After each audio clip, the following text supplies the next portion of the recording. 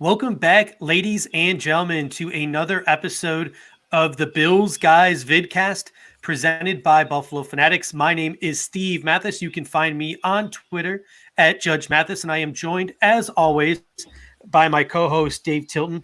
A lot of things to talk about tonight, Dave. First of all, 46 days until football, if the Bills actually do get to play some preseason games. But before we get to it, and it's kind of a slow news day. I don't really think there's anything to talk about today, right? Nothing to talk Not, about? No. yeah, no, not today. If that's what you're. So, again, just a reminder to the people as they all trickle in here. Maybe you want to, as the people say hello, maybe throw their comments up on the screen. We want to remind that our social media of choice is Twitter. So please get on Twitter, follow us on Twitter at Judge Mathis, at Tilt Money, at the Bills Guys. We can keep this conversation going all week long. It doesn't have to just be on Monday and Thursday nights. If you do find yourself super chatting or just chatting, throw your Twitter handle in there and we can go and we can follow you. So I see Mark and Elliot and all the typical Captain Pennsylvania, Adam Nanini. A lot of the usuals are in the house tonight. We appreciate you guys. If you guys, oh no, did we really? I'm so sorry, Mark. We will fix that. You screwed Mark here, man. God. This is as you guys can tell, this is a very professional sort of thing we got going on here. So we apologize, Mark. I will get that fixed. So sorry about that.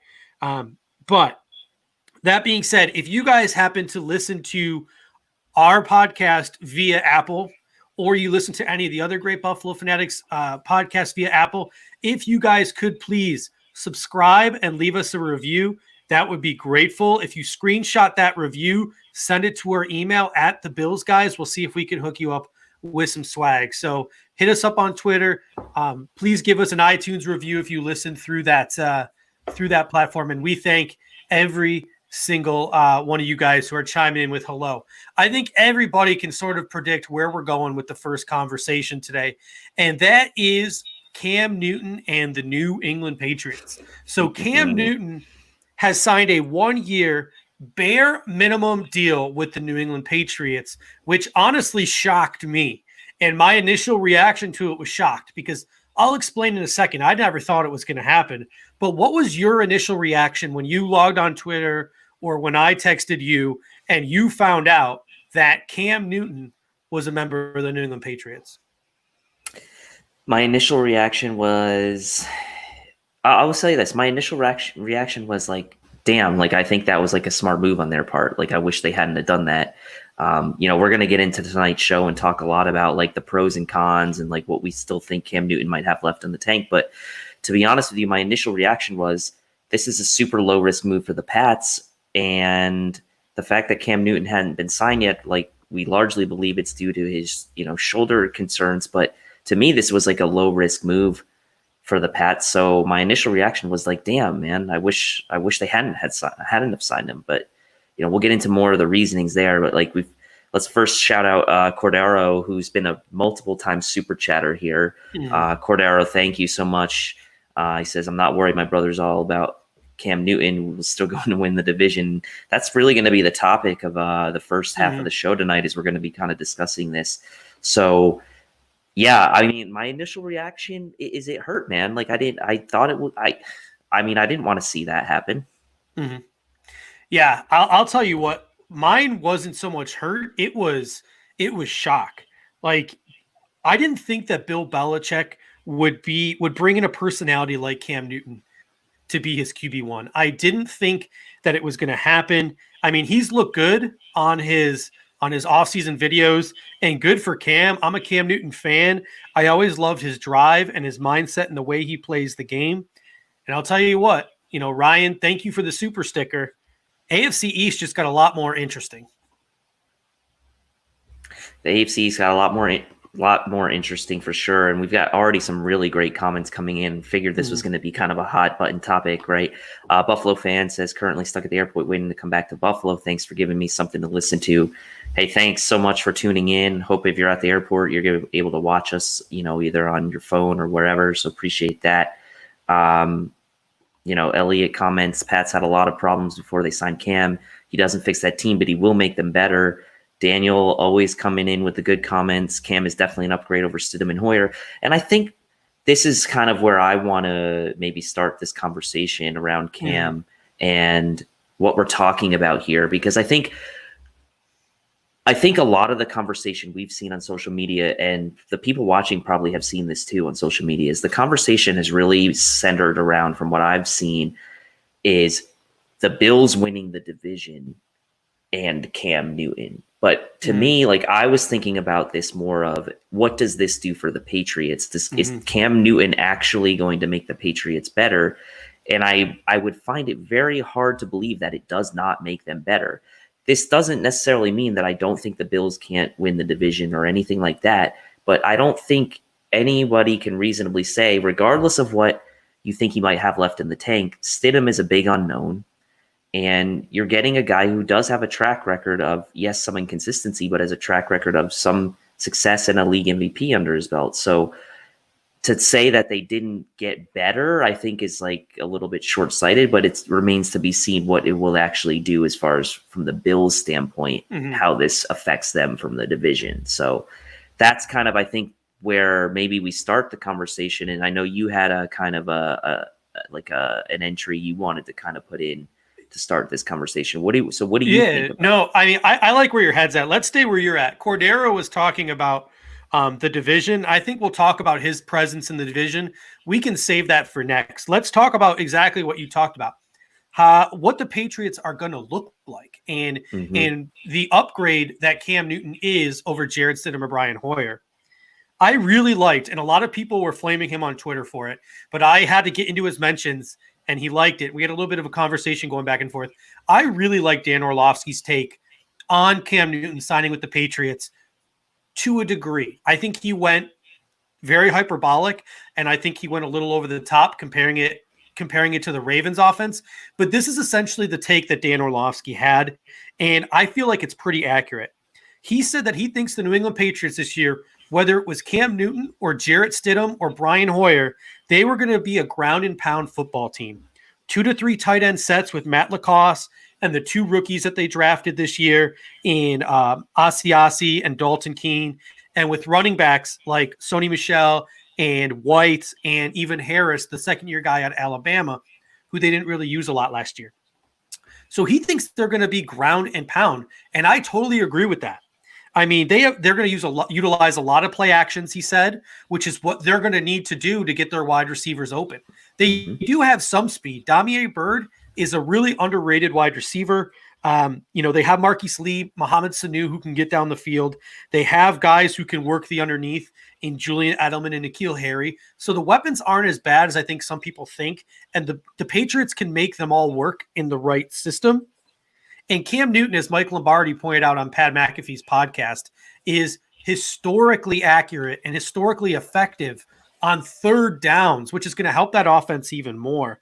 So I think that the mindset for Bill Belichick and the Patriots going into this season is every defense in the NFL is planning for these spread offenses.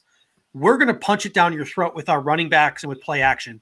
It's going to be like the Ravens, but it's going to be set up differently because they don't nearly have the weaponry that the Baltimore Ravens have.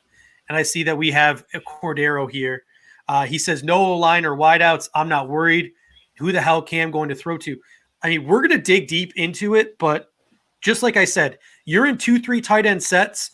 You're ramming the ball down the throats with Sony Michel and White and Harris. We've seen the Patriots do it in the playoffs. We've seen the Patriots do it back in the day with LeGarrette Blount to the Buffalo Bills.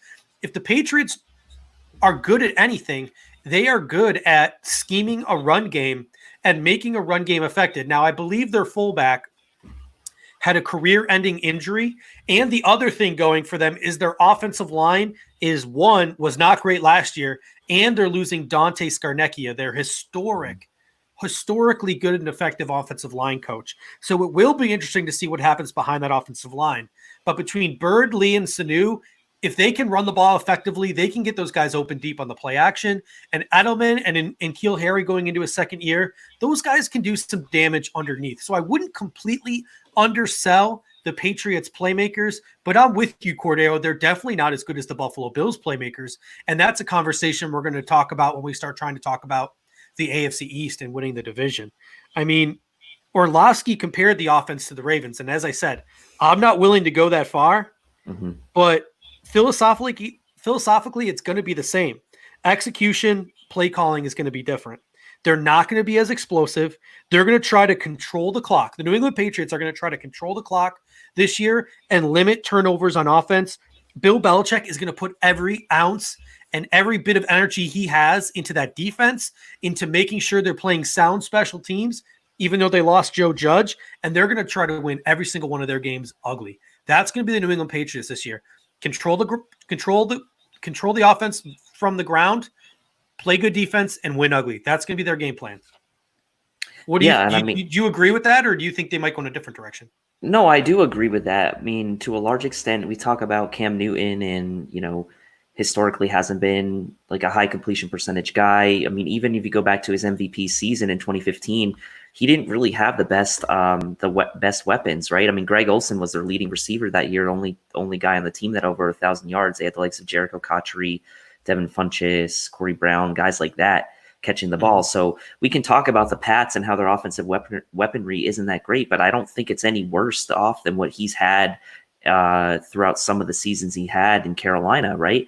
You talk about that running game, like you mentioned, Damian Harris should be a guy that comes on a little bit more this year for them. They still got Burkhead, right? They got James White, they got Michelle. So they've got a stable there, and they drafted the 2 tight ends, like you mentioned, in Kill Harry. We'll see what he does, and they still have Edelman, who's a chain mover. So look, it's not going to be like, to be honest with you, I think it kind of fits with the philosophy probably they had a little bit of last year, right? Like Tom Brady wasn't airing the ball out deep a ton. I mean, they did kind of play that type of style last year as well. So although Tom Brady and Cam Newton are not very similar passers, philosophically, I don't think you're going to see a major change from the Pats as far as the approach they take. It's still going to be a ground first team. Cam's going to add a little bit to that.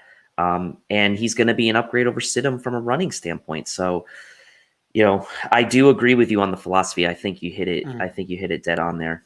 And Dried Ocean with the comment, if I'm not mistaken, Wilson McDaniel's in Denver with Tim Tebow. He was able to get the most out of Tim, so this could be a little tough with a great QB with Cam. I'll tell you what, he was in Denver, but just because they won games doesn't mean their offense was good. They did enough to win ugly. Those teams in Denver won ugly. It's what got McDaniels run out of town and fired. Like that team, they might have gotten to the playoffs and they might have lucked into a win, against that Steelers team. But it wasn't that great of an offense. Now let's answer this question from Mark. Now that we can kind of like make it up to him and answer his question for you spelling his name wrong. So we're talking about this kind of like with the assumption that Cam's going to start, and you mentioned the contract at the onset of the show. Now I think further details have come out since then that the contract could be valued up to $7.5 million with incentives if he hits certain marks. So obviously a bit higher than the minimum there if he hits marks. And that sounds like a contract to me where, incentives laid in on starting games, making playoff appearances, what have you. So is it a foregone conclusion that Cam is going to be the starter for this team come week 1, whenever that ends, and we're just throwing Stidham out the window at this point? This was one of my hot takes on Twitter last night, and I have it. We sort of tried to segment our topics on Cam Newton today. Is sort of leaving my comfort zone of structure right now, but that's okay because these comments are great. I had a certain order to it. I wanted to hit all my points, and we're kind of jumping around. It's flustering me a little bit, but that's okay because these are some great points that people are bringing up.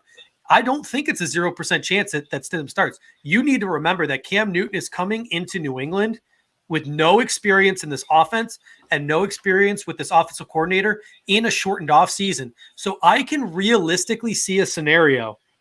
Where maybe Bill Belichick is still all in on Jarrett Stidham to be a starting quarterback. And maybe Jarrett Stidham's going to have the leg up in that competition in camp. And Jarrett Stidham could very well be the week 1 starter for the New England Patriots. But this might just be Bill Belichick saying, if he falls flat in his face, I want a guy there who I can throw in 4 or 5 weeks in and push me towards the playoffs. if this Jarrett Stidham guy doesn't work out. So I can still envision a world, call me crazy, I could still envision a world looking at Cam Newton's deal and hearing the things they're saying. He has a chance to come in and compete. I can realistically see a world where Jarrett Stidham sort of, I think Cam Newton's a better quarterback. I think Cam Newton will probably have the better camp. But I can see a world where the coaching staff is like, Stidham's our guy. We want to see what Stidham got. And sort of Cam Newton is nothing more than hedging their bets.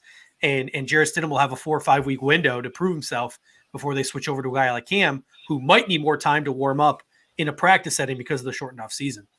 Yeah. And I mean, read into it what you want about, what Vegas is doing or trying to, get some early action here. But Cam Newton's already jumped into the top 10 of MVP odds per Vegas. He's number 10, according to sportsbook.ag. The Pats are now, according to sportsbook AG as well, the favorite to win the division. So this is obviously the Cam Newton effect here. So those odds indicate to you that Vegas is expecting that Cam's going to be the starter and that he's going to be a pretty decently sized upgrade over Stidham. We will see. Could be just trying to get money into the books, but again, that's somewhat interesting as well. Daniel Gowry's comments, Belichick will also put every ounce into cheating. Here's something that no one's talking about. Here is something that I have not seen anyone talk about. To my knowledge, I am the first person to speak this take into existence. So credit me when anyone talks about this. I want full credit. I am that I'm that selfish. I'm that into myself. I want full credit. Yeah. Narcissistic. Thank you. That's the word I'm looking for. I want full credit when this becomes the talk of the town on Bills Mafia Twitter the next couple of days. Full credit. Here's my take. It's not a coincidence the New England Patriots announced Cam Newton's signing last night. I'm not surprised that information leaked, because you want to know what other information leaked the same night that Cam Newton signs? Yeah, the punishment for the Bengals video controversy. Punishment for the Bengals video. So that is New England's PR team trying to cover up the fact that they were busted for a third time over the past decade and a half for cheating. So thank you, Daniel, for pointing that out. The New England Patriots were trying to bury the real lead here, and that's that they are Cheater McCheatersons. Yeah, and it's funny to me how their punishment was just kind of like, it was just like ho-hum, right? Like, it's like they're multiple time offenders, and the punishment seemed pretty light. It was quite light, I thought. But no one's talking about that. They're talking about Cam Newton, right? So good job on their part to brush it under the rug. It was either Aaron Quinn or Merck on Twitter that commented. They were like, all that was beating the Cincinnati Bengals worth that whole punishment. Oh yeah, Aaron. Was that Aaron? Yeah. He's like they paid $1.1 million to beat the Bengals. I think that was his comment. Yeah. So credit to Aaron Quinn. Very good follow on Twitter if you're not following him. So, all right, let's sort of move on to the next semi topic within the topic here of Cam Newton signing with the Patriots, and that is his presence within the AFC East, his actual presence within the division. Does he make the New England Patriots, in your opinion, does he make them the favorites to win the AFC East?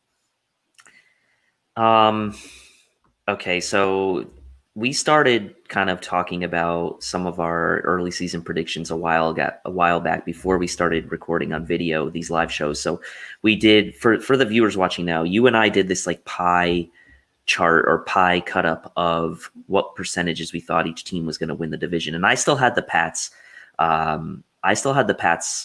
As a slight favorite even before this. And I know I'm going to get flamed for that, but I will say it does make them better. I don't know if it necessarily makes them the favorite, but I do say that it closes the gap with the Bills. And I think that what it does to the AFC East, it makes the whole division somewhat more interesting, right? Because now, again, we're all going to be beating up on each other. It's all been talked about how we have difficult schedules. So do I think that it makes them the favorite? I think it's like neck and neck, right? But at the end of the day, like I've made this comment multiple times on the show, on Twitter, like we have to take it, right? We have to be the ones that go out and take the division. And until we do, they're the Kings, right? Like we got to go out and take it. Now, do I think we can? Yes, but we still have to go do it on the field.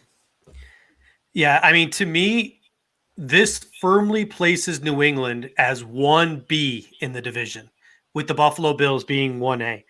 Because honestly, if Josh Allen takes the next step in his development, Cam Newton, that whole thing is moot. Like, it's moot. If Josh Allen takes the next step in his development, the Buffalo Bills roster is so much better than the New England Patriots roster that it honestly doesn't really matter, because I don't think you're going to get 2015 MVP Cam.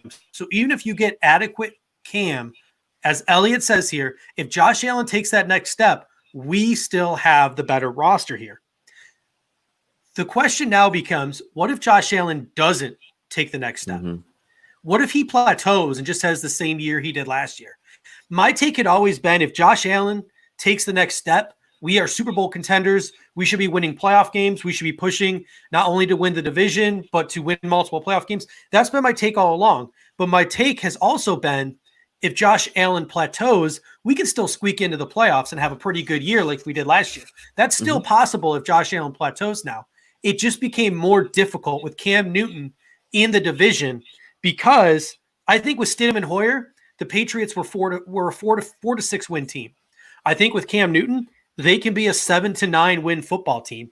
And as I've said before, I think 9 games takes the division, because the AFC East has the toughest schedule of anyone this year. So if Allen does what he needs to do and takes that next step, we're a 10-11 win football team. None of this matters.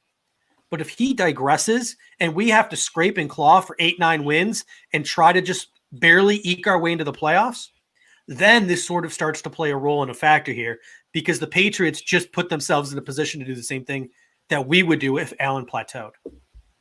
Yeah, and we've got a lot of good comments coming in about sort of this exact sort of point. Andrew comments 40% Bills, 30% Pats, 15% Dolphins, just the same. This is very close to kind of what you had, I believe, in the early season predictions. I think that you had the Bills somewhere around 55. That 50%, 50% range. So this kind of like proportionally is somewhat similar. Steven mentions, I would say the Pats are the favorites. I think they're the better roster, but experience plays into it. Like Tilt said, you got to take it first. And I think that's kind of where I'm going to come out, sticking to that point and beating that drum until we actually do it.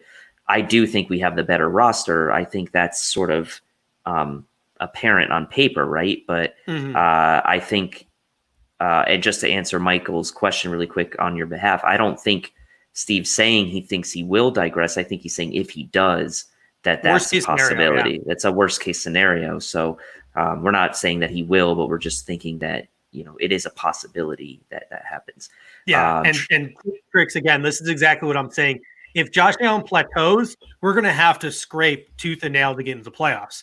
If Josh Allen takes the next step, like we all expect him to do, like I expect him to do and hope he does, we should clear that 10-11 win bar, or at least win 9 games, which I think 9 games with the AFC East having the toughest schedule gets you the division. So if Josh Allen does everything he needs to do and progresses at the rate he does, 9 wins should be the worst possible outcome for the Bills this season, because the schedule is tough, which would get us a division.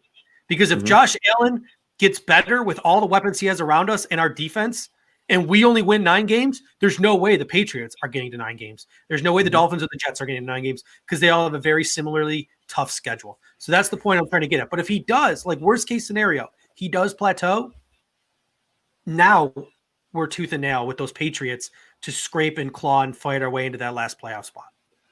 Yeah, and I mean, I think there's a mental aspect to this as well, right? There's a hurdle here that we have to overcome or climb, not to compare this too much to like a basketball analogy here, but you talk about like a lot of people probably recently watched The Last Dance, right? And MJ and those teams early in his career, he had to get over the Pistons, right? And when he finally did, the Bulls were kind of the new kings of the East, right? And so are the Bills ready to kind of clear that mental hurdle and actually look at that team, look at themselves in the mirror? McDermott's got them in a great position mentally to say, look, we are the better team. Let's go take this division and let's be the new kings of the AFC East.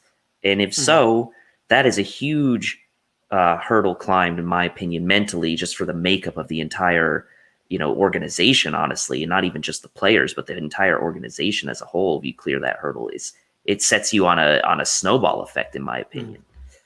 One of our regulars, Amy, says, "Hey guys, sorry I'm late." That's all right, Amy. You can check us. You can check out the first 20 minutes on Facebook, Twitter, YouTube via replay, or you can check us out on the Buffalo Fanatics Podcasting Network. So with as per usual. If you miss the start of the show, or you miss any part of the show, or miss the show in general, you know exactly where to find us. All right, let's move on to the next sort of topic within the topic here, and that is, what are the best outcomes for the Bills other than Josh Allen taking the next step? Because we just mentioned, if Josh Allen takes the next step, they're clearly the favorites to win the division. What are some other outcomes for the Bills that might be good for them if they come to fruition that's going on in New England? We already mentioned one that I had on this list of outcomes that could be good for the Bills, and that is that Bill Belichick already has his mindset on Jarrett Stidham, and Cam Newton is simply hedging his bets.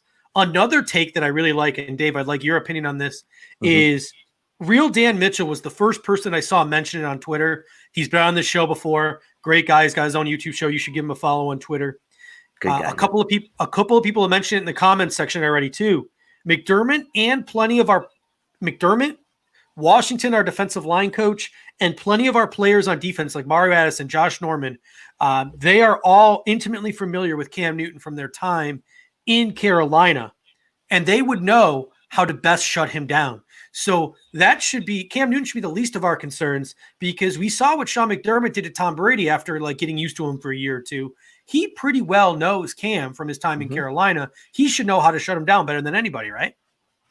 Yeah, I mean, you would think so, right? I mean, we've shut down, shut down some of the best QBs in the league that we had, McDermott's never seen before. So my opinion on this is kind of like whatever upgrade maybe that you would get by having Cam Newton as the starter over Stidham, that's maybe offset a little by the knowledge you have within the building, on the coaching staff and within the personnel on how to slow him down. So even though the Patriots in a vacuum maybe on the field are better with Cam Newton at quarterback, the Bills do have an advantage from a coaching standpoint and a personnel standpoint that they're familiar with him. They've gone up against him in practice, right? So from that standpoint, you'd like to think that the scales kind of even out a little bit. Now, I still think that Cam's probably, even with that, still ahead of Stidham for as far as causing us problems, but should be fewer problems, I think, than we were a coaching staff for a team that really had no familiarity playing against him, right? Yeah, we got to mention here from Twix, possible take: Cam gets injured by week 2. Perhaps in the preseason. That's more than possible. Remember, this guy's been out of football for a year. His 2 previous injuries, to his ankle, he's known as a runner, and to his throwing shoulder. So this is a guy who's 31 years old. He's looked good in all these videos. But if he ain't 100%, if he gets banged up, if he gets out early, we're right back to talking about Jarrett Stidham leading this football team. So we're one snap away. Knock on wood here. We're one snap away from talking about Matt Barkley leading our offense, but we're also one snap away from Jarrett Stidham or Brian Hoyer leading the offense in New England. So that's another take as well. Another thing that a couple people in the comments sections have mentioned, because we have some of the most intelligent commenters and regular listeners in all of Bills Mafia. They've already mentioned this. It was in my notes. Shortened off season, less time to gel with his teammates like Josh Allen had during his offseason OTAs, and new system, new offensive coordinator. Whereas Josh Allen, third year in the system, third year with his offensive coordinator, that's going to play a role too. Cam is going to be learning an offense on the fly, whereas Josh Allen and the Buffalo Bills are going to be 3 years into a system. So that's something that's going to help the Buffalo Bills as well. It'll help, but Cam's been through multiple offensive coordinators in his career. I mean, Mike Shula, Norv Turner, the 2 most recent ones. But look, regardless, right? He's not getting to be on the field. He's not getting to meet with these guys and play with them in person. So it's definitely an advantage for the Bills from a continuity standpoint. Yeah, I would agree with you there. I still think Cam will be able to pick up their system and their offense, but it's still going to be a learning curve for him. Why is Cam screaming number 2? He's number 1. I mostly just put this up because I love Nick's avatar, but my guess now, I just noticed this. My guess is it was probably a mock-up.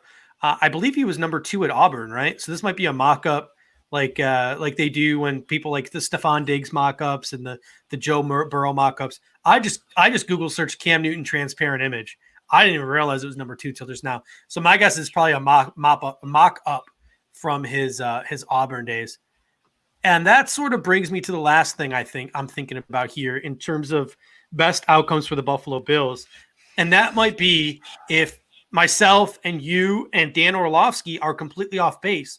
And we're completely wrong about the philosophy that we think the New England Patriots are going to have going into the 2020 season. What if they try to fit Cam Newton into their death by 1,000 paper cuts sort of system? Because that's trying to fit a square peg into a round hole. He's not a high completion percentage passer. So best case scenario is Josh McDaniels thinking he could turn Cam Newton into Tom Brady. That might be our best case scenario because Cam is a sporadic chunk play, big play, down the field guy, whereas the Pats are very much dink and dunk, death by 1,000 paper cuts. It's not a match made in heaven.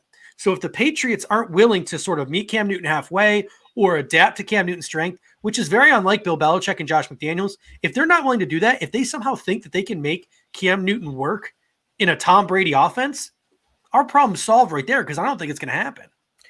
It's not, right? I mean, it's not the perfect match, but I think, I keep playing devil's advocate here, just probably to my own detriment here. But, take out 2019, Cam only played 2 games, right? But has 8 other seasons.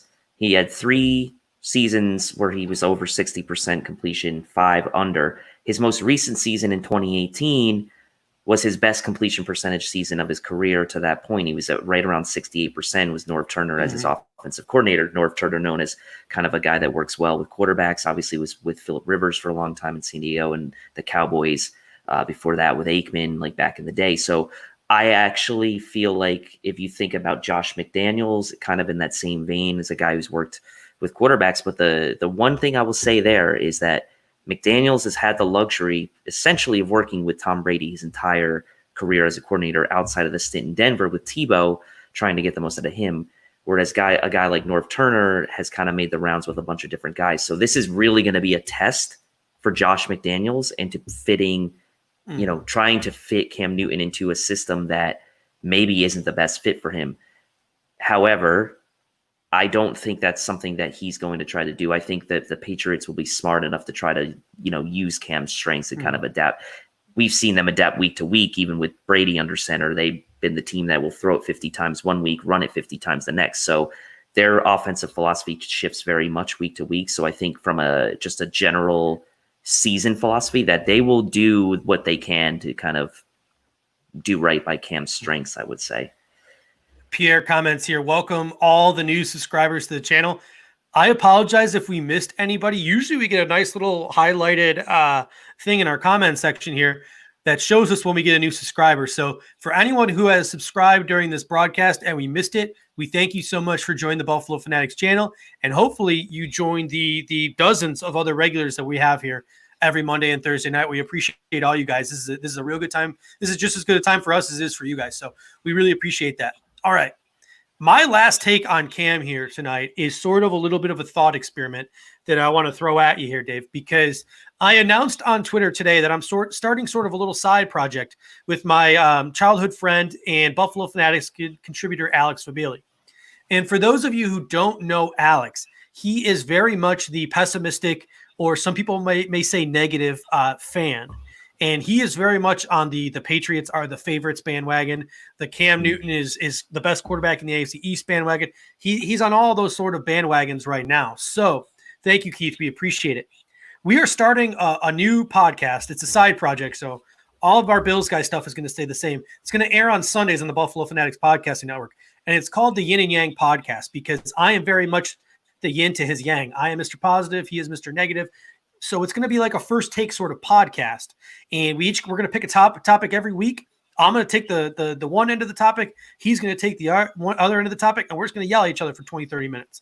So I want to get a little practice on that right now. Practice my own little Stephen A. Smith impression and get up on my soapbox right now. So I am going to tell all the people in the national media right now, the Trey Wingos, the Field Yateses, the Mike Lombardis, the Pats fans galore, Kurt Warner, all of these people who are blowing up my Twitter feed today, acting like the Patriots are getting the 2015 version of Cam Newton. I'm on my soapbox right now, people, so let's get ready for this. I want to tell you a tale of 2 quarterbacks. Let me start with quarterback number 1 and read you some of his statistics over the last 4 seasons. 2016, this quarterback had a 6-8 record, a 53% completion percentage, 19 touchdowns to 14 interceptions, and he had an extra 5 touchdowns on the ground. very mediocre stats. 2017, 11-5, much better, 59% completion percentage, 22 touchdowns, 16 interceptions, 6 rushing touchdowns, a little bit of a bounce back year. But then the next year, 6-8, 68% completion percentage, 24 touchdowns, 13 interceptions, plus 4 rushing touchdowns. Again, middle of the pack, Tyrod Taylor-esque looking statistics. Then you head over to 2019. This quarterback, 0-2, 56% completion percentage, no touchdowns, 1 pick. He's 31 years old, coming off an ankle injury when he's known as a running quarterback. A throwing shoulder injury, where I said last week he was throwing ducks that Peyton Manning would be proud of last year. He's 0-8 in his last 8 starts. His supporting cast is Sony Michel, James White, Damiere Byrd, Mohamed Sanu, Julian Edelman, N'Keal Harry, Marquise Lee, Matt Lacoste, Isaac Asiati and Keen, the 2 rookie tight ends. A shaky offensive line without the offensive line guru Dante Scarnecchia to build them back up. A new system with a new offensive coordinator. Would you rather have that quarterback, or would you rather have the 24-year-old quarterback, the quarterback who in his rookie season went 5-6 with the 53% completion percentage, 20 total touchdowns to 12 interceptions, who progressed into his second year in 2019 going 10-6, increasing that completion percentage to 59%, 29 touchdowns to 9 interceptions, coming off an off season full of workouts with teammates where they and he said that this is the best he's ever looked physically and on the field. Some may say he's looking pretty thick, Supporting cast of Devin Singletary, Zach Moss, TJ Yeldon, Stephon Diggs, John Brown, Cole Beasley, Isaiah McKenzie, Dawson Knox, Tyler Croft, a borderline above average offensive line with great depth, all returning, 3rd year in the system, 3rd year with the new offensive coordinator. Who are you taking? Are you taking the quarterback who's digressing, or are you taking the quarterback who is progressing? Are you taking the quarterback who is older and injury prone, or are you taking the quarterback who's younger and healthy? Are you taking the quarterback with a mediocre supporting cast, or are you taking the quarterback with an above average supporting cast? Are you taking the quarterback in a new system with a new offensive coordinator in a shortened offseason, or are you taking a quarterback in year 3 of a system with that same offensive coordinator? If you took the names away and you took Cam Newton's 2015 season away, which was half a decade ago, all these people, Trey Wingo, Field Yates, Mike Lombardi, Kurt Warner, Patriots fans, you take the names away, you take the reputation away, every single one of those people's taking Josh Allen. Every single damn one of them. But no, all I see on my Twitter timeline is Cam freaking Newton, 2015. Now, apparently, according to Vegas, he's a top 10 MVP odds. Mm-hmm. Give me a break. Give me a break. It's ridiculous. Absolutely ridiculous that people are just going to anoint this man the new king of the AFC East. He hasn't been relevant in half a decade. He's put up Tyrod Taylor, Alex Smith numbers the last half a decade. The 2 best body parts he has have been hurt. What are we talking about here? In a COVID-shortened off season? Give me a break. I'm sorry, I'm off my soapbox now, but give me a break. Yeah, Fabili's going to have a tough time arguing that. Obviously, I'm taking Josh Allen at this point in time in their careers, right? It doesn't make any sense not to.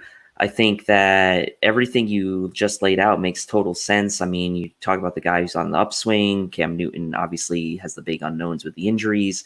The reason that you see the likes of the Field Yates and the Trey Wingos and all that is because from a national standpoint, they don't pay attention to the Bills that much. They know the Pats. They've been covering the Pats for the better part of 20 years. And to be honest with you, between LeBron, the Patriots, the Cowboys, and whoever else you want to put on ESPN, that's essentially all they cover on their network, right? So that's what they know. They don't take the time to cover every team. They don't take the time to kind of dive into what teams did, like these small market teams have done in the offseason. They just see that, hey, Cam Newton, a former MVP, has kind of teamed up with Bill Belichick, and the Pats are still the kings of the AFC East. And so for them, that's a story, and that's going to get them clicks on their platforms. But in reality, the Bills are kind of lurking there. And, to be honest with you, I don't think it's such a bad thing for the Bills, right? Again, we had all this hype coming into this season It's time for the Bills to take the AFC East. But you know what Sean McDermott's not going to be upset about? He's not going to be upset about the fact that he feels like the team's being disrespected yet again with Josh Allen by the national media or whoever. He's going to use it. He's going to use this as a chip for that team. He's going to use it as, hey guys, we're still the underdogs. Doesn't matter what we think. We're still the underdogs. People still are not respecting us. And guess what? I think that just could be the blessing in disguise this team needs to really just make them even hungrier than they already were to take that division this year. So I'm looking at it as a positive standpoint from inside that building. McDermott is not going to let this go to waste. Yeah, it's I like this comment from John. Let us lurk. That's exactly right. Like, why not? Just let us lurk. Let us just take it, right? And like, let's fly under the radar again if we have to. I think that's fine with me. And another thing, Andrew comments, it's laziness by ESPN. ESPN today simultaneously, literally within an hour of each other, they posted an article that said Cam Newton isn't the 2015 version of himself, and that's okay. And then within the same hour on their Twitter page where they posted that article, also posted a highlight clip of Cam Newton from 2015, and with the caption, imagine 2015 Cam on this Patriots team with a bunch of fire emojis, all within the same hour. So it's like, what side are you taking here, ESPN? Okay, imagine 1992 Thurman Thomas on this Bills team. Okay, all right. So, like, what are we talking about here? Like you said, it's a half a decade ago. So. Imagine if Josh Allen turns into Patrick Mahomes this year. How good the Buffalo? Why aren't there any articles like that? You know what I'm saying? It's like you can say anything you want, but I'm not worried that we're going to see 2015 Cam. I am worried, like I said, that the Patriots can find a formula. And that formula is 2-3 tight ends, play action deep to guys like Bird and Lee and Sanu, finding guys like Edelman and Harry underneath, the offensive line sort of resurrecting itself a little bit. They can find a formula, and they can play solid special teams like they always do. And Bill Belichick can invest all of himself in that defense, and that team can scrape and claw and win some ugly games. Hell, they might even beat the Buffalo Bills in a game this year. But I don't think if Josh Allen takes that next step, they ain't catching us. Especially when they have a more difficult schedule than we do. They have the first, we have the fifth. So they have an even tougher schedule than we do. I don't think we have to play Baltimore. They do. So it's crazy the fact that some of these people are just willing to anoint Cam Newton the best player in the AFC East with those injuries he's coming off of, with the statistics he's put up the last 4 years. I'm willing to hear the argument that the Patriots are competitive again, because all these people who are crowning Cam Newton were also trying to convince me that the New England Patriots were still the favorites with Jarrett Stidham, which made no sense whatsoever. That just shows that you're biased towards the market, or your love for the genius Bill Belichick is so strong that you're not willing to just look at a piece of paper. And why are you willing to give Jarrett Stidham the benefit of the doubt and think that Bill Belichick and Josh McDaniels are going to turn Jarrett Stidham into the next Joe Montana? Because that's what it would take for him to win the freaking division this year if Jarrett Stidham was a starting quarterback. Why are you willing to think that the Patriots can do that for Jarrett Stidham and the Bills going into year 3, same offensive coordinator, same system, the addition of Stephon Diggs, the trio of wide receivers we have? You're not willing to have the conversation that he could be the best quarterback in the AFC East. I don't understand it. It blows my mind. And I think that's a perfect time for you to wipe your forehead a bit. And I'm going with the long hair today, so it could just just flow all over the show. But yeah, the comment section is blown up. Do you have any more topics you want to hit on this before we open it up to Q&A? No, I only have one thing I need to say, and that is, if you like Bills swag, you like that Bills gear, head over to the bffanshop.com. 10% off if you use the promo code Bills, guys. That's BILLSGUYS. You know the shirts that are there. You know how good they are. They are so good. Bills players and coaches alike wear them. So if you're looking for some already affordable, sweet Bills swag, head over to bffanshop.com and get an additional 10% off that using the promo code Bills, guys. That's the smoothest transition to an ad I've ever had on this show. Great transition. And I want to start the Q&A with a comment from Rick Beam, is always right here. First of all, love the avatar there, Rick Bean. But this is something I didn't get a chance to mention during the Cam topic, and I think it's a valid one, right? He says, honestly think Cam might ruin Belichick. Cam and him won't get along, and this relationship will cause unwanted problems and just headaches for Bill. And this is something we didn't talk about going in the Bills' favor when we were talking about like the dynamic in the division. Do you see any potential rifts, I guess, between Cam and sort of some of the antics we've seen from him over the years? Nothing too bad. I don't want to discredit Cam too much because he really is a pretty good guy, like especially off the field. But sometimes the stuff he does on the field is like his body mannerisms. They remind me a little bit of a Jay Cutler sort of mannerisms on the field, like sulking and things like that. So do you see anything like that causing a potential problem in that locker room? It's really interesting because like I'll give Tom Brady, I'll give Bill Belichick. One thing I will give them credit for is they're kind of wired like Michael Jordan. It's like win at all costs. Now they go above and beyond, and they try to cheat. They try to pull like a Houston Astros, but they're the original Houston Astros, so they'll go above and beyond. But the Bill Belichick's drive to win and Tom Brady's drive to win is what always has set the New England Patriots apart. And one thing that I respect about Cam Newton is beneath all of the persona and the press conference, the way he dresses and the way he might sulk and his attitude at practice and the comments he makes, beneath all that is a guy that literally has a drive to win and a drive to be successful that's hard to match in the National Football League. So I do respect that. So I think that they're going to find a way to make it work, but I can easily see the Patriot way being something that might not be a Cam Newton way. And I could foresee there being issues there.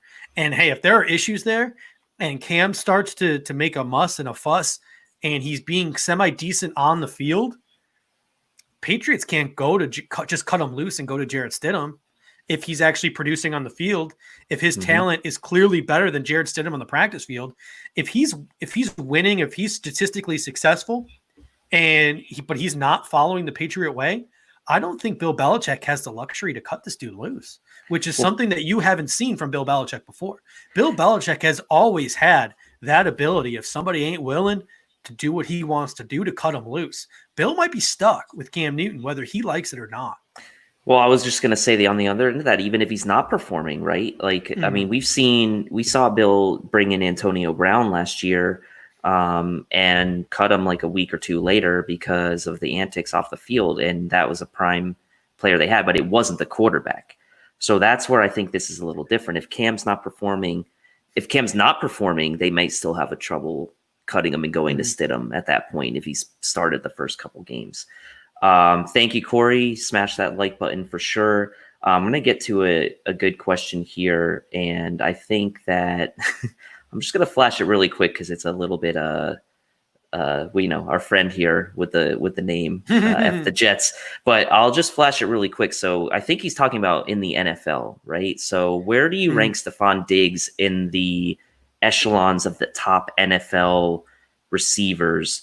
And where do you think that he could be on this Bills team in regards to like ranking him within the top group of wide receivers in the league?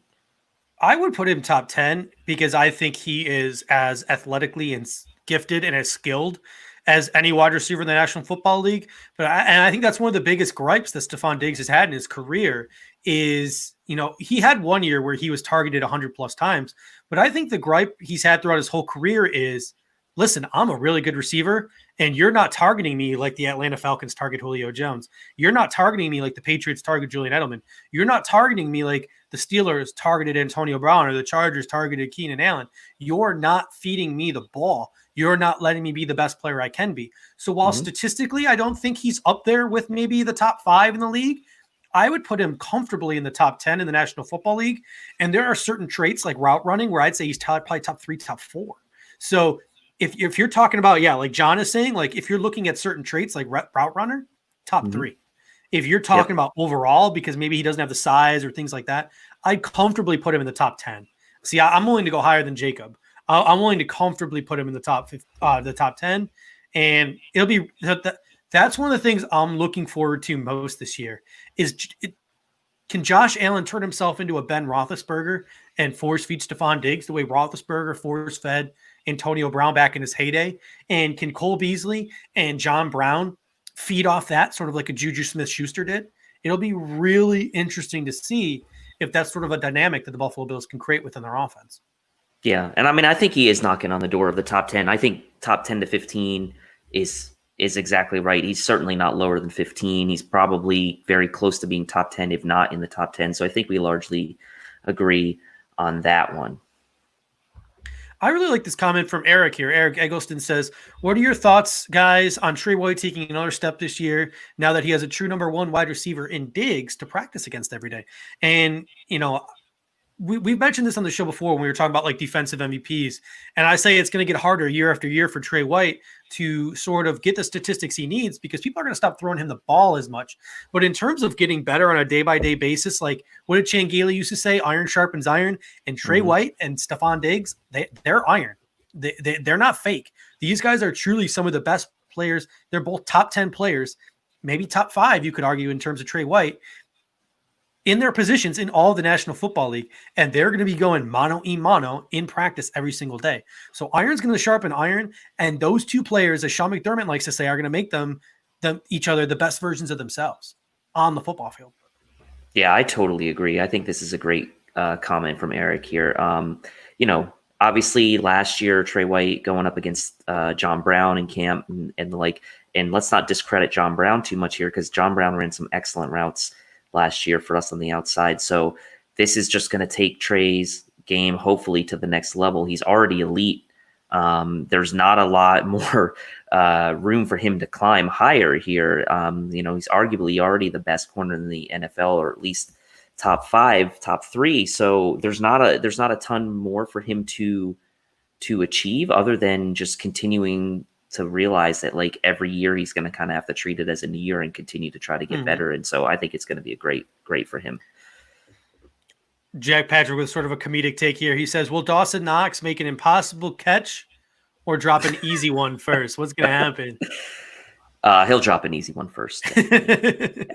I think Josh Allen's accuracy this year is going to be so on point that he's not even going to have to make an impossible catch. It's that simple. I like this question, even though it's a little redundant from Chris, just because I already see Pierre in the comment section saying he's already snipping my rant for a promo. So I don't want people to get the wrong idea. Chris Sayer says, do you think people are overrating Cam Newton? I don't think we will ever see Super Bowl MVP Cam ever again, and he has to learn a complicated new offense. Am I the only one not afraid of Cam? You're not the only one not afraid of Cam. Like I mentioned during my rant, I think that there's a lot more question marks about Cam Newton than there are about Josh Allen, that Josh Allen has far more upside than a Cam Newton.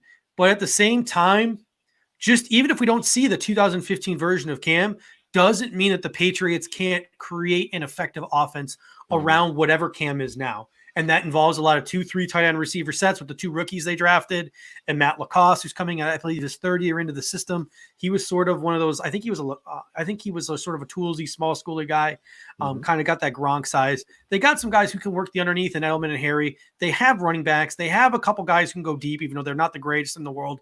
In Sanu and Bird and Lee, they have everything they need to do to create a decent offense that can move the chains and sort of pick up first downs. Are they going to be the 2015 Carolina Panthers offense? No. Are they going to be the Brady Moss offense of, yesteryear? No. They're not going to be those things, but they can still be an efficient offense. Bill Belichick can still scrape together a very good defense. They're always sound on special teams.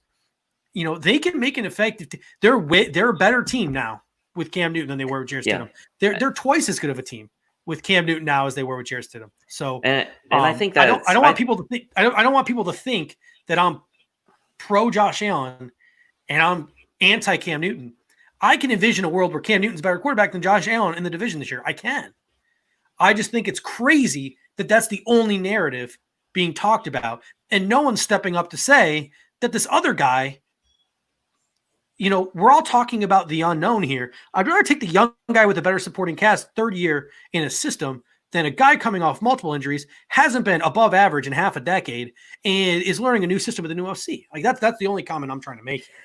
Yeah, and I mean, the question about am I afraid of Cam Newton? I mean, to be honest with you, there's 3 unknowns right now, right? There's the unknown of Josh Allen. There's the unknown of Cam Newton, what he's going to be coming back from injury, and there's the unknown of Jarrett Stidham. And to me, if I'm talking about the just the Patriots, right? I'm not necessarily afraid of Cam Newton, but I am going to give Cam Newton. He is going to give me pause for thought more so than a Jared Stidham will, even though they're both unknowns, right? Like I think Cam Newton is going to be. I think Cam Newton's a better player than Jared Stidham. So while I'm not necessarily afraid of him from like the division standpoint or like worrying about from the Bills side of things, I would say like it is an upgrade for the Patriots, like you mentioned. So regardless of whether that's like only marginally better than what Jared Stidham would give you, it's still probably going to be better. Mm-hmm. Corey Buffalo comments, what are the chances that Josh Norman returns to form? I doubt it, but I will say Sean McDermott is comfortable with Josh Norman. Sean McDermott knows exactly what Josh Norman is capable of. I think Sean McDermott can easily elevate Josh Norman's game to a point where he's better CB2 than Levi Wallace was last year or that Kevin Johnson was last year. So while I don't think there's a chance he returns to form, I do think there's a chance that he upgrades the position because Sean McDermott understands how to utilize him. It's like Josh Norman, the watered down conversation that we're having with Cam Newton, right? Like what kind of form are you going to get from him coming back? Good system for him. And that's like the one thing you would give to Josh Norman, right? Is like he's played in that system. So, and he's not injured. So him returning to form, is probably a different measure than what Cam Newton would be kind of returning to quote form. So I like Josh Norman's chances to bounce back this year and at least give you a little bit more of an edge than Levi Wallace. Jack Patrick says, is there enough similarity with Moss and Singletary that we don't have to telegraph 3 yards in a cloud of dust is coming? Dave, what are your thoughts on this? I mean, I think so. I mean, I mentioned this a couple shows back that I think that, probably early in the season, Singletary is going to be the guy. But I think as you see the season wear on, both of these guys can play early downs. Both of these guys can play 3 downs, right? And what that does for you is it gives you the opportunity to disguise more with your play calling on offense, right?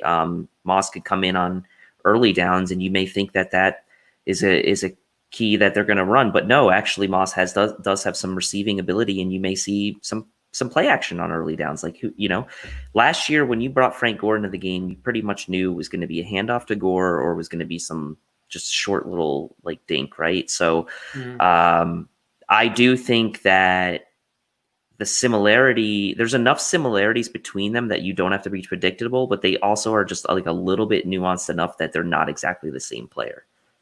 Yeah, I can easily see early on the Bills using Zach Moss in that Frank Gore role, just because it's probably easier to implement, and they're not going to want to overwhelm Moss as a rookie. But I think as the season progresses and as his career progresses, you're definitely going to see these two be interchangeable and be able to do the exact same thing, and there's going to be a lot less question marks around it. So great question there by Jack. Another question by one of our regulars.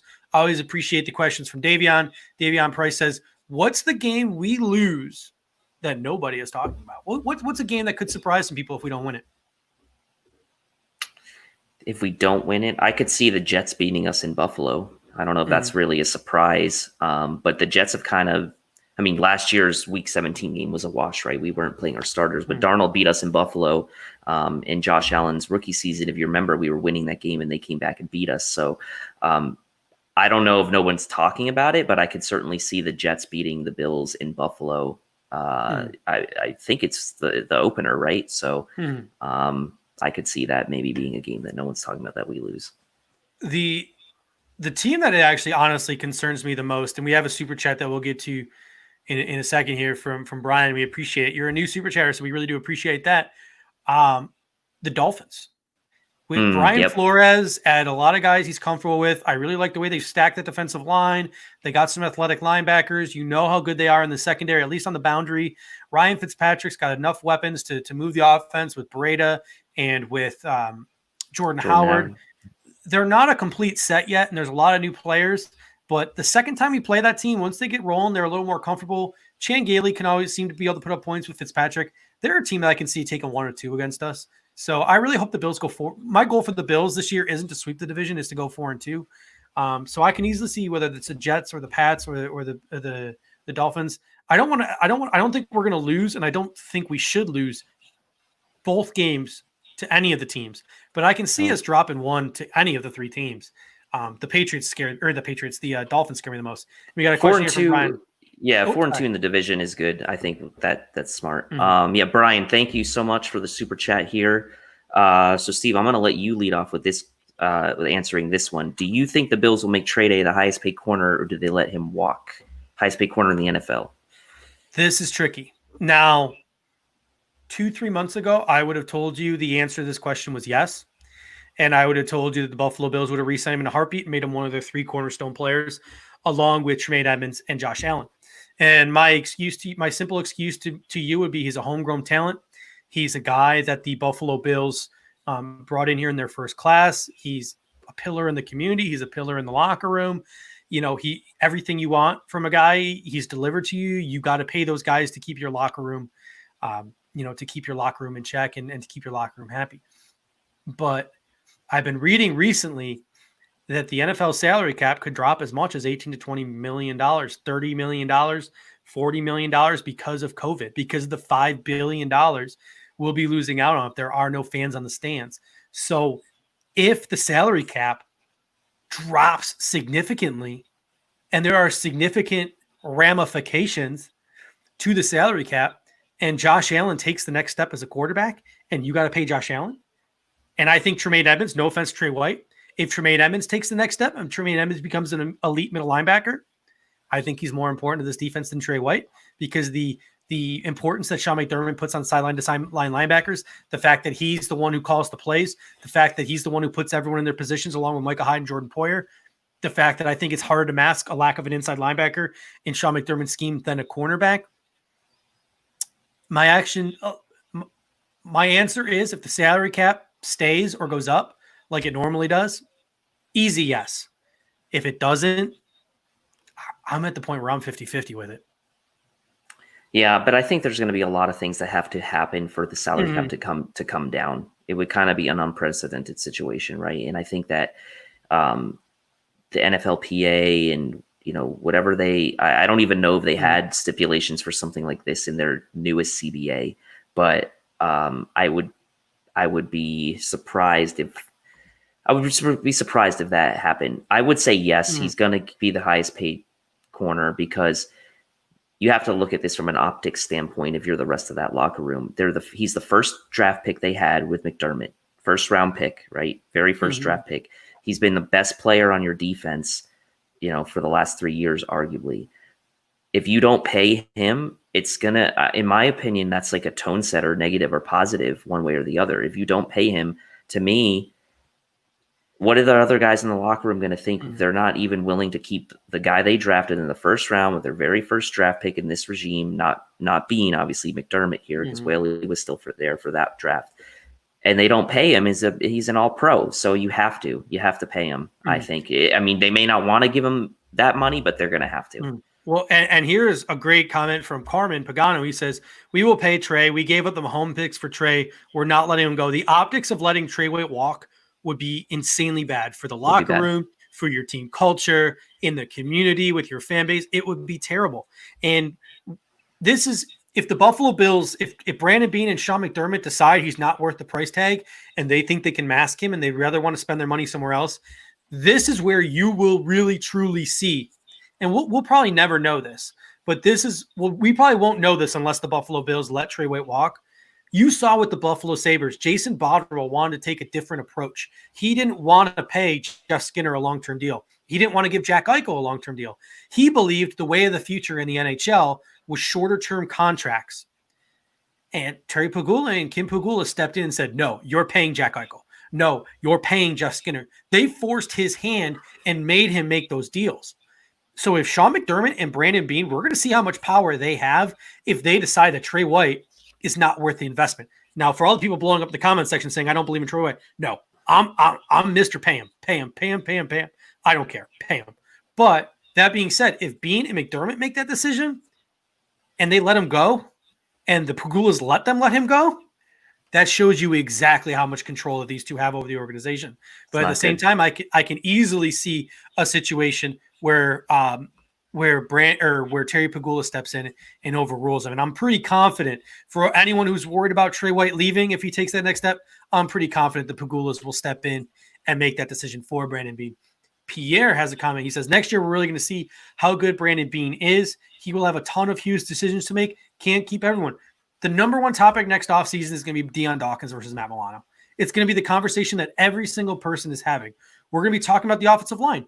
Do we re-sign John Feliciano or do we try to draft a guy? Like, there are tons of conversations that we're going to have next offseason. And that's really going to – next season, we enter phase 3 of the process. Phase 1 was tear it down. Phase 2 was rebuild, bring in veterans at every position, get your roster back to solid, draft those cornerstone pieces, get that guy to put you over the top. So now if Josh Allen can take that next step, Diggs is that player that puts you over the top. Everything else around him is there. Phase 3 becomes maintaining. So if Josh Allen takes the next step and he can put himself into an upper echelon of quarterbacks in the National Football League, top 10, top 15, we can't keep a defense that good forever. We can't keep an offensive line that solid forever. We can't keep that many veteran receivers forever. So it really becomes a situation where Brandon Beane has to start thinking like the Ravens, start to think looking like the Patriots. Who needs to stay? Who needs to not to stay? As Doug Lately used to say, he needs to find those dust settler free agents. All of those things that make a team successful, he needs to start collecting comp picks and drafting. I shouldn't say start drafting well because he already drafts well. Keep drafting well in order to keep this team successful. Corey sort of builds off the point. The Pagulas won't be a Ralph Wilson. I don't know if they really do want to move on from Trey White. Sean McDermott's like, no, dude, I'm a DB guru. I can make it work. Brandon Beane's like, no, Mr. Pagula. It's just not going to work from a cap standpoint. Tremaine Edmonds is more important. Josh Allen took that next step. He's more important. We can't build a winning roster that way. I would not be surprised to see Pagula would be like, if you don't resign him, we're going to have a problem. And I wouldn't be surprised if he says, I'm the owner of this football team, I overruled you. It wouldn't surprise me. It really wouldn't surprise me, Corey. All right, Cody's got a question. What does Cody have to say here? So Cody says, we go 2-0 against the Pats. McDermott practiced against Newton for 3 years. I'm not worried about Cam Newton at all. Let's go Buffalo. So we talked about this a little bit, right? McDermott's familiarity along with some of the players on the defense as well. So 2-0 against the Pats. We mentioned going 4-2 in the division. Let's just say hypothetically we do go 4-2 in the division. Are one of those losses against the Pats? I think that's the style of if we are correct in our assumption of what the New England Patriots are trying to build there, I can see one of those losses being against the New England Jets. We've seen we've beefed up our defensive line. Don't get me wrong, but we've seen sort of what happens to our defense when they're on the field too much. If they have a ball control defense and they're running the ball effectively on us, and Cam Newton's hitting some play actions and they're dominating time of possession, and they're not turning the ball over, and they're playing smart special teams, and Bill Belichick is still doing what he's doing and has Josh Allen's number, because we saw how Josh Allen played against the Patriots last year in that primetime Christmas game. They can easily beat us. Don't get me wrong. And that's part of Josh Allen taking the next step. I want to see Josh Allen take the step this year where Bill Belichick can't get in his head and rattle him. If we see a Josh Allen this year that can't be rattled by Bill Belichick, we beat the New England Patriots 2 games easy. We beat them easy. Mm-hmm. But if really good defensive play callers, really innovative defensive play callers still have Josh Allen's number, I can see a situation where the Patriots beat us. I don't see him beating us twice, but I can see him beating us one of the 2 games. So Cody with another super chat. Thank you so much. Really appreciate it. Cody's killing it tonight, as he always does. Comes down to it, I'll pick Matt Milano over signing Dawkins, and I think, Steve, you would probably agree with Cody here. Also want to stay for Pierre, J17 MVP and Super Bowl 55 MVP. Go Bills. Pierre's converting some people, man. He's getting them. he's getting them going there in the comment section. He's got a following now. So Milano over Dawkins. I mean, this, like you said, we're gonna be talking about this a lot, but I think quick knee jerk reaction is like, based on what we know, what McDermott values, that's probably the direction the Bills would go if they had to pick. Yeah, a lot of when somebody poses the question to a member of the national media, or when somebody poses the question to even a Bills fan, who's the most underrated Bill on the national stage? You hear a lot of Micah Hyde. You hear a lot of Jordan Poyer. You hear a lot of John Brown. The name you don't hear, the name that you should hear is Matt Milano. Matt Milano is a top 15 linebacker in the National Football League. Sean McDermott needs linebackers for his defense to be successful. Linebackers who can drop back, linebackers who can blitz, linebackers who can disguise what they're doing, linebackers who can go sideline to sideline. Matt Milano fits everything that Sean McDermott wants to a T. I think Matt Milano is just as irreplaceable in this offense as Tremaine Edmonds. I'm willing to stake that on that. I'm willing to stake that the Buffalo Bills can get by at left tackle because, Josh Allen, he can maneuver around the pocket. He doesn't need a clean pocket every time. They can sort of maybe go out and find a veteran to plug into that spot if Deion Dawkins wants too much money. Hell, we have a guy in the roster that we could re-sign for a discount that I think could be a serviceable left tackle for 1 year, and that's Ty Nsekhe. Like, people are underselling Ty Nsekhe. Ty Nsekhe was better in Washington as a left tackle than he was a right tackle. He was taking guys like Jadeveon Clowney to school.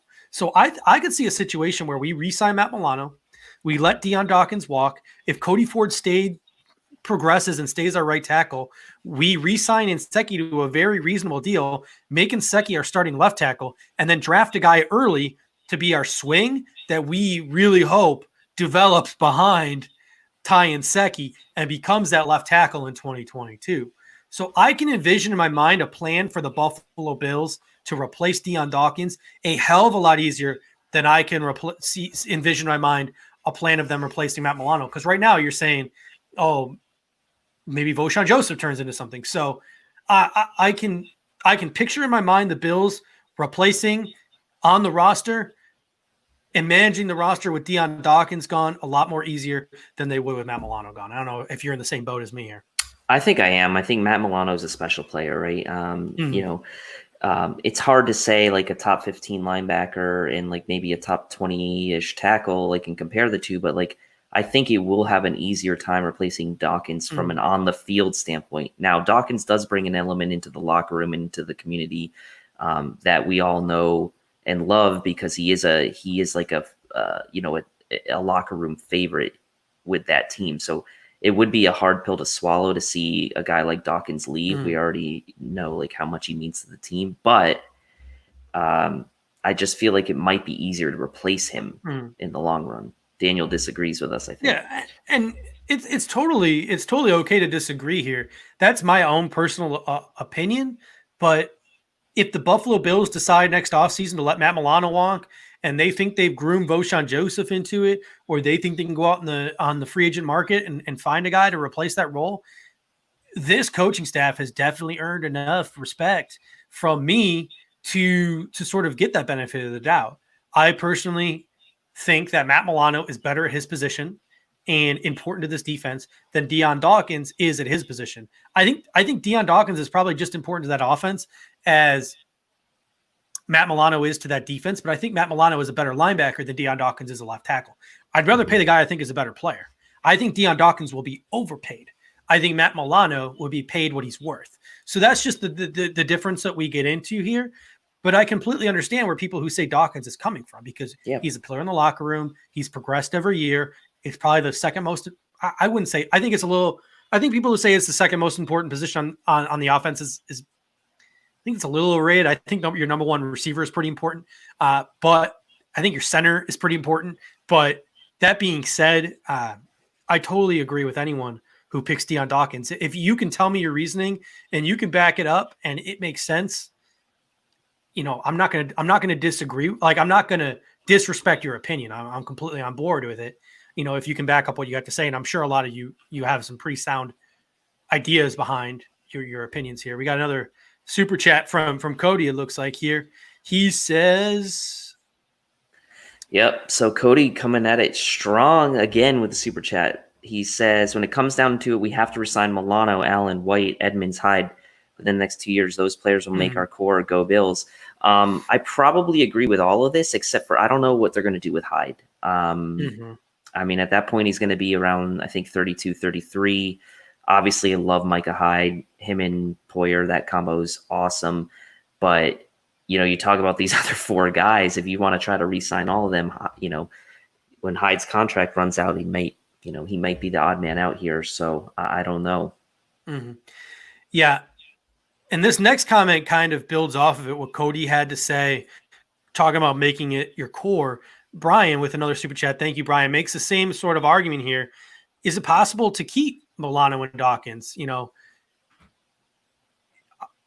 At the root of it, I think it comes down to Josh Allen, because we've had this conversation before. If Josh Allen just becomes a top 15 quarterback in the National Football League, he's always going to be dependent on having a very good veteran wide receiving core. He's always going to need a trio like Beasley, Brown, and Diggs. And that trio will get expensive. And if Josh Allen is always dependent on his wide receivers to make him a top 10, 15 quarterback, if he can't take that next step and elevate and carry an offense that maybe has rookies in it, or maybe has lower echelon playmakers or bargain bin receivers in it, like Aaron Rodgers does and like a Russell Wilson does, we're not going to be able to keep all those players. But if Josh Allen takes the next step, and when Brown and Beasley's contracts are up, we don't have to pay them, or we don't have to go out and find equal replacements, which would cost way money than what we're paying John Brown and Cole Beasley now. Mm-hmm. We may have the money to make that work, but we're also not talking about Ed Oliver here, AJ Epinesa. When we get to this next level of roster building, it's always about staggering it. And that's why drafting is so important, because if you stagger it properly, you're never having to pay multiple guys in one offseason. Mm-hmm. And it always seems like there's just one guy that you have to worry about every offseason. We're in a different boat here because Allen and Edmonds were drafted in the same year, but we also have the luxury of the fact that we tore this team down so much that we have that cap now. But when guys like Matt Milano hit, that's an unexpected guy that you weren't expecting to pay, along with Trey White. When, Deion Dawkins is the only guy from his draft class. But at the same time, it's like you try to stagger that payment. The Buffalo Bills have a lot of guys they have to pay coming up in the next few years. I think a lot of it is depending on what kind of quarterback Josh Allen can be. And that's the big thing, right? Like Josh Allen needs to become the elevator, right? And what I mean by that is he needs to be able to be the guy that takes the team with him, regardless of the roster around him. We've seen guys like Brady do this, and guys like Russell Wilson do this, right? Where they go from kind of that rookie deal. I'm not talking about Brady here, but more so Russell Wilson. They go from kind of that rookie deal where they had that stacked team around them. We obviously remember that big Super Bowl win the Seahawks had over the Broncos. And then it kind of flipped on its head, right? Then Russell Wilson became the guy, became like the elevator, the closer for that team, and showed that he could do it regardless really of what was around him. Now, I mean, they obviously haven't won a Super Bowl since, but they've been a playoff contender, playoff team for his entirety of his career, essentially. So Allen needs to become that guy so that when it comes to potentially letting high dollar prized guys walk, you're not as worried about it, because no matter who the Bills bring in, that Allen's going to elevate their game. Yeah, Cody with the comment, we're sitting at $20 million right now. We cut Hauschka and Murphy, let AJ and Bass play. That'll free up $11 million, put us at $31 million. That's more than enough to sign Dawkins and Milano. I mean, Cody, we don't even have to cut them. We don't have to re-sign these guys till the offseason. Cutting Hauschka you have to do, but Trent Murphy's in the last year of his deal. Tyler Kroft is in the last year of his deal. Ty Nsekhe, Darrell Williams. We're sitting on a number of players who are entering the final years of the deal. We have a ton of guys that are coming off the books after the season. Don't get me wrong. You have the upfront money to sign these guys, but you have to think about more than just how much money do we have in 2021. You have to think, if we re-sign Dawkins and Milano, will we have the money to re-sign Allen? Well, we have the money to re-sign we have the Edmonds. We have the money to re-sign Ed Oliver. All of these things have to come into account. You have to think a little bit more than just how much money do we have right now. It has to be about how much money to allocate in the future. And I'm sure Brandon Beane and these guys will explain it when it happens. I'm sure if we let one of these guys walk, Beane seems like the kind of guy who will explain why he did it to the fans in a pretty logical sense. When it comes to roster construction. So Cody, I'm not disagreeing with you. I think there's a way we can make it work. Pierre mentioned Allen seems like a guy who might take a team-friendly deal. He just mentioned he wants to turn the Bills into the 90s Bills and have that family-tight atmosphere. So maybe Pierre's right. And Josh Allen takes lesser money, kind of like Tom Brady did for years in New England. So who knows? Andrew Miller with a so CJ, you want to read it off here? Yeah, so we're kind of bringing the show full circle here at the end, which is great. Kind of back to one of our original topics here. And we didn't actually hit on this point I'm happy that he says, I'm happy the Patriots signed Cam. My fear was them drafting Lawrence Fields if Stidham was their starter, meaning that, maybe they were going to tank for Trevor or be really bad to the point where they were going to be in a position where either they could draft Lawrence or Fields or not trade up a significant amount of spots to get him. So, Andrew's obviously thinking that Cam's going to get the Pats net them a few more wins. And again, this doesn't necessarily mean the Bills aren't going to win the division, but it's an interesting point. I don't think they were ever going to be that bad that they were going to be in like the top 5, but you just never know. So, if they win, one win here, one win there puts you from top 5 into like outside the top 10. So interesting comment here. Yeah. I mean, I'm happy too. I think this puts them firmly in the teens at worst in terms of their draft pick. One thing that does scare me is I'm still in the early process of doing my evaluations of college players, but there seems to be about 5 guys who are going to be hovering around the first round this year. I really like Jamie Newman at Georgia. I really like the kid from North Dakota State. There's a couple of quarterbacks. It might be a pretty decent class next year, so the Patriots might be able to find some value in the middle of the first round. But that being said, maybe Bill Belichick is thinking further ahead than all of us. And there's that kid at USC, Kyle Slovis, true soft. That kid is special. If I know a lot of you are East Coasters, a lot of you don't have a chance to watch USC. This mother, you know what? Kyle Slovis at USC can air a damn football out. This guy is ridiculous. Kyle Slovis at USC. He's going to be a Heisman contender this year. Not a lot of people know his name, but if there is college football this year, believe you me, Kyle Slovis is going to be in the top 5 for the Heisman. This kid is legit. He is ridiculous. Some of the throws he can make, this dude airs the football out. He is fearless. I love watching Kyle Slovis play football out here on the West Coast. So maybe, just maybe, Bill Belichick thinks he's smarter than all of us and just waiting for 2021, the 2022 draft. Who knows? And so I guess we'll kind of wrap there unless anyone's got any last minute super chats. Just want to read Daniel's comment here. Just smash that like button if you guys like the show, guys and ladies. Appreciate everyone watching and listening to the show. It's been really a fun topic tonight with the whole Cam Newton talk and a lot of good questions and comments tonight. So, and obviously appreciate all the super chatters. So Steve, any final parting thoughts from you before we wrap it up here? I'm just going to say, if you haven't had a chance to head over to the Buffalo Fanatics podcasting network, I know it's just audio and you don't get to see like my beautiful flowing hair, but God, got the best voice in podcasting. Joe Miller Wired every Monday. He just did an entire show with the OG himself, Rico. Great podcast, great listen. Yep. So check that out. We'll be dropping our audio if you want to listen to us again for tomorrow. Wednesday, Code of Conduct with Jay Spence. I believe he's talking to Thurman Thomas's wife, Patricia, about the current Buffalo Bills and about the Bills of the 90s. So that should be a must listen. You got the NFL Basement on Thursdays. You got us again on Friday. You got one of the funniest podcasts around, Bills Overdue, on Saturday. And I mean, come on, people. How many podcasting networks out there bring you a daily show? When they say daily show, well, I don't mean Monday through Friday. I'm talking Monday through Sunday, because Sunday, myself and my evil twin, Mr. Alex Fabili, will be Mr. Misery himself will be starting our side project, the Yin Yang Podcast, where it's a first take style thing where we'll be arguing 2 points of an argument. Our first topic is going to be Cam Newton and whether he makes the Patriots the favorite in the AFC East. And the week after, I will be arguing in favor of a Buffalo Bills player winning a major NFL award this year, and he will be arguing against it. So Bills-related topics, I'll be the Stephen A. He'll be the Skip Bayless. It'll be a really good time. It'll be really good listen. So catch that on Sunday mornings on the Buffalo Fanatics Podcast Network. 7 days a week, 7 pods. When Casey's back, he's doing his duty right now in the U.S. military. He's off, at camp. So, at training. So when he's back, we'll have 8 pods in 7 days. So a lot to look forward to on the Buffalo Fanatics Podcasting Network. Check it out. And we may have a little something special lined up for you guys on the Thursday show. So stay tuned. No. We can announce it. No okay, need. We can. Okay. How did I bury the lead? I was so excited about Cam Newton. I forgot to bury the lead. Thursday show, we'll be interviewing Reed Ferguson. So we're going to talk to Reed about sort of the hijinks in the Buffalo Bills locker room. We're going to be talking to him about like life as a long snapper and the intricacies of long snapping.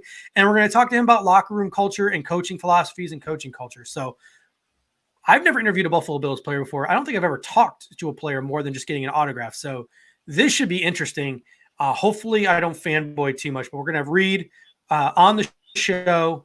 My battery's running low. I had no idea my computer wasn't plugged in. Whew. But we will have Reed on the show on Thursday. Look forward to that. Better get that thing charged up for Thursday, man. All right. So, ladies and gentlemen, that will be it for this evening. We appreciate it. Thank you guys who are telling us great show here in the comment section. As always, go Bills. Go Bills.